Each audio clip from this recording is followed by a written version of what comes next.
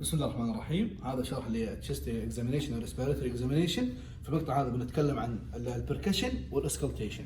طيب بالنسبه للبركشن طبعا اذا جاني هذا كطلب مستقل في ستيشن لحاله يصير اروح اسوي الوايبر على طول، واش ماي هاند وال 45 ديجري او الاكسبوجر فروم ويست ابورد والى اخره، واكون ذا رايت سايد اوف ذا بيشنت.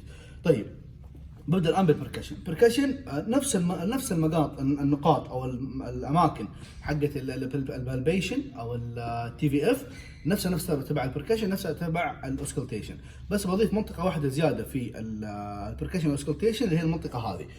في البركشن نضرب على الكلافيكل دايركتلي، على عظمه الترقوه دايركتلي كذا بالشكل هذا، تمام؟ يعني دايركتلي عليها، ما احط يدي، لا دايركتلي على العظمه.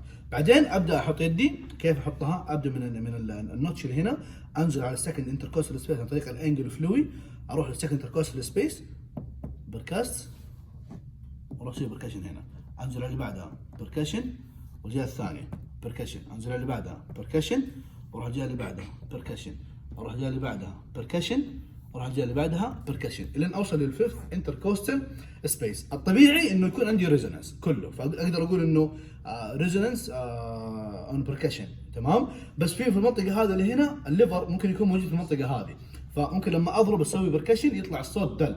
فاي ويل اسك ذا بيشنت تو تيك ا ديب بريث، عشان مع الديب بريث الديافرام ينزل الليفر وهولد ات، يعني يخليه هولد ات، وبركس عشان اسمع. اذا طلع الصوت ريزونانس معناته انه هذا كله نورمال. طيب كذا انتهينا. اذا البركشن بس اضفنا المنطقتين هذه اللي هنا على الكلافيكل دايركتلي.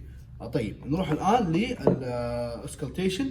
طبعا طريقه لبس السماعه بالطريقه الصحيحه انه هذه الطرفين تكون زي كذا على هنا، فالبسها زي كذا، تمام؟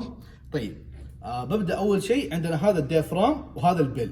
اول شيء احول السماعه على الديافرام واتاكد بالشكل هذا، اضرب عليه بحيث ان اسمع الصوت واضح.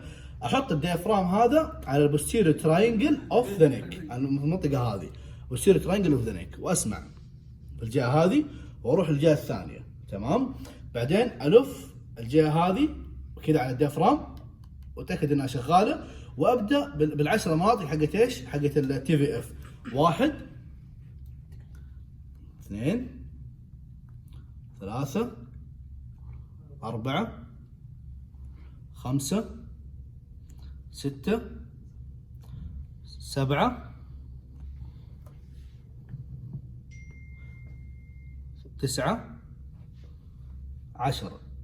كذا انتهيت من الاسكلتيشن. والكومنت بيكون اللي هو نورمال بايلاترال اير انتري، نو ادد ساوند، لايك اذا بقول مثال عن ويزنج او كربيتيشن او كراكلز الى اخره. واخر شيء اقول اللي هو breathing sound او breathing type is vesicular، تمام؟ ولازم في نهايه كل examination don't forget to cover the patient و thank him. واهم شيء في البريكتال examination والفاجينال examination cover the patient عشان عليها نسبه اكبر من الدرجات.